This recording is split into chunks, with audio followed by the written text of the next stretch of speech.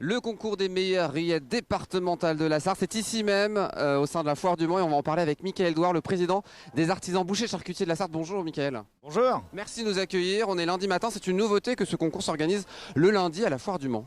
C'est ça, on a décidé de faire un lundi pour avoir un peu plus d'artisans pour pouvoir vous offrir des pots de rillettes et vous faire déguster des bonnes rillettes pour notre concours. Ça c'est une très bonne idée. On réexplique le principe de ce concours, ça fait 29 ans qu'il existe.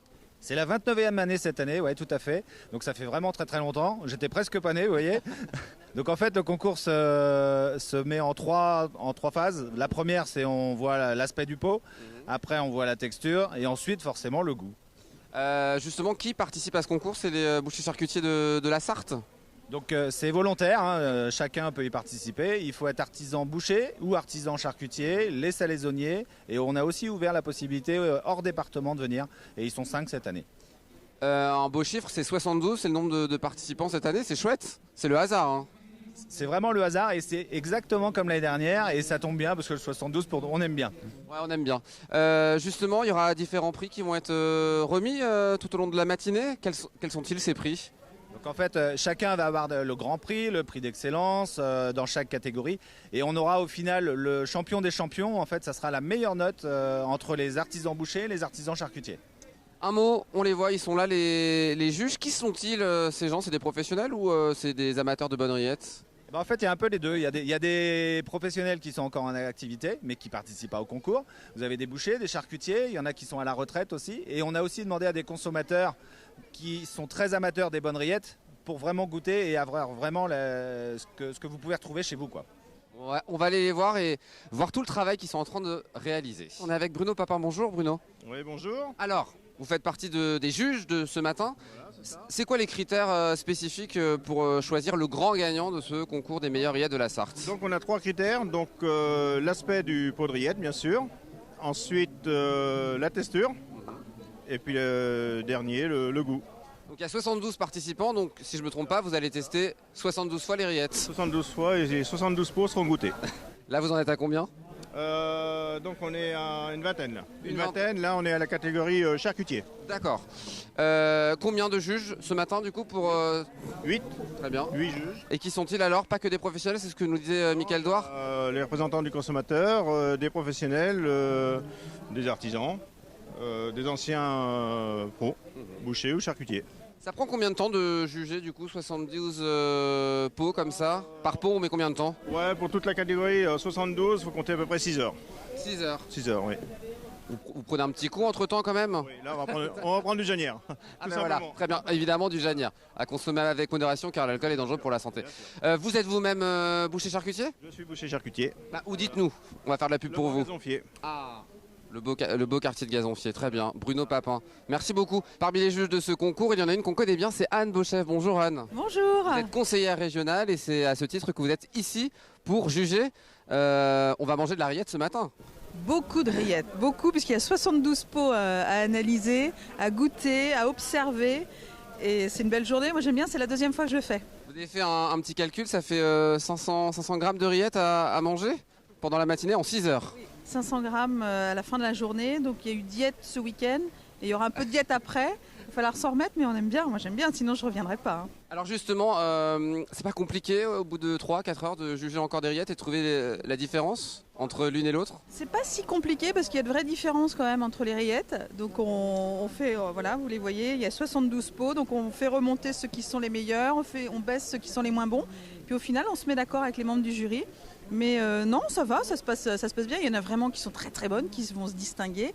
Il y en a qui sont très belles d'apparence, mais qui vont être moins bonnes. Enfin, il y a plein de critères qui font que, en fait, l'apparence, c'est pas forcément ce qui donne le meilleur goût aux rillettes.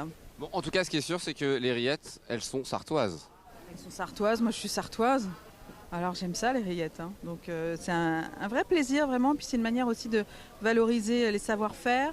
Il y a des participants qui sont hors département, mais beaucoup qui sont ici des Pays de la Loire. Donc c'est une fierté, bien sûr, parce que ça fait partie de notre gastronomie et de notre patrimoine. Merci beaucoup Anne. Merci. Et ce matin, dans le cadre de ce concours des meilleures rillettes du département, on peut aussi en gagner des pots de rillettes. Et on va essayer ce matin.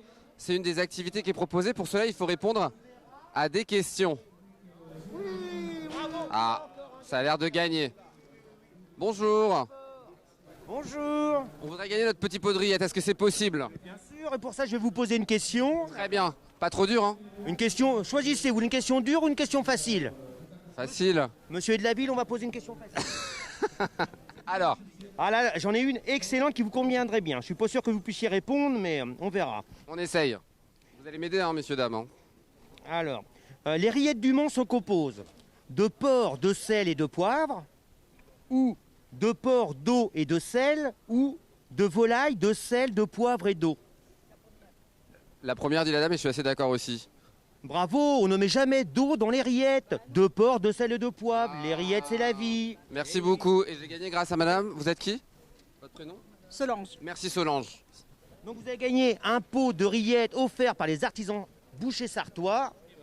Voilà, on peut offrir. Et voilà, et encore un gagnant à la boucherie. Merci Bravo, beaucoup. excellent, passez une bonne journée. C'est quoi votre petit prénom? Wilfried. Wilfried. Vous êtes boucher charcutier? Oui, boucher charcutier à Neuville-sur-Sarthe, mais là on est avec toute la confédération des bouchers et il y a des rillettes de toutes les boucheries de la Sarthe qui participent. Eh ben merci monsieur. À plus tard. À plus tard, merci beaucoup. Merci. Allez, un petit mot de conclusion avec Mickaël Douard. Merci beaucoup de nous avoir accueillis, Mickaël. Merci à vous, c'était un grand plaisir. Et puis, mangez des bonnes rillettes. Bah oui, car les rillettes, on le rappelle, elles sont uniquement sartoises, on est bien d'accord. Les vraies rillettes de la Sarthe, voilà, ouais, comme tout bon Sartois qui se respecte, c'est forcément fait en Sarthe. Très bien, merci beaucoup, Mickaël. Conclusion de cette foire, évidemment, avec son directeur Julien Rimbaud qui nous accorde quelques instants. Julien, il a fait beau, on en a profité. C'était une belle foire, cette 84e édition. Ouais, c'est une très belle foire. On est parti un peu dans l'inconnu. Hein. Jeudi matin, la tension était forte. Et puis, on a eu une grosse adhésion des Sartoises et des Sartois. Et puis, on va surtout retenir que les retours de nos exposants sont bons, voire très bons, voire excellents pour certains. Et c'était notre seul objectif. Hein. Je l'ai dit à de nombreuses reprises. La course au record n'est jamais notre enjeu. Ce qui nous intéresse, c'est que nos exposants répondent à leurs envies de développement. Et je crois que cette foire leur a permis. Et elle était importante parce qu'on a le sentiment qu'elle peut enclencher une nouvelle dynamique sur la foire pour les prochaines années. C'était vrai dans le cas où ça se passait mal et j'espère que ça sera vrai dans le cas où ça s'est bien passé. Donc j'ose croire qu'on va avoir des belles éditions à venir sur de nouvelles bases, sur de nouveaux enjeux. Donc on est très très contents et in fine, peut-être que cette crise va nous avoir permis de se réinventer un peu et de nous ouvrir de nouvelles perspectives pour les prochaines années. Justement, il y a des idées déjà pour la 85e édition de l'année prochaine? Ouais, on est encore vraiment impacté par tout ce qu'on a vécu en amont et c'est vrai qu'on va prendre le temps de l'analyse, on va prendre le temps de souffler un peu suite à cette foire, d'écouter aussi nos clients, c'est important, on en voit beaucoup, mais à froid ça sera plus pertinent en termes de retour. Donc non, on ne s'est pas encore vraiment projeté, mais on est convaincu qu'on va pouvoir se rebaser sur de nouvelles choses et ça c'est hyper excitant pour nous. Merci encore pour ce bel événement. Merci à vous de nous avoir suivis dans ce numéro spécial de l'Infiltré consacré à la Foire du Mans. Rendez-vous la semaine prochaine, mercredi 19h, pour un nouveau numéro de l'Infiltré.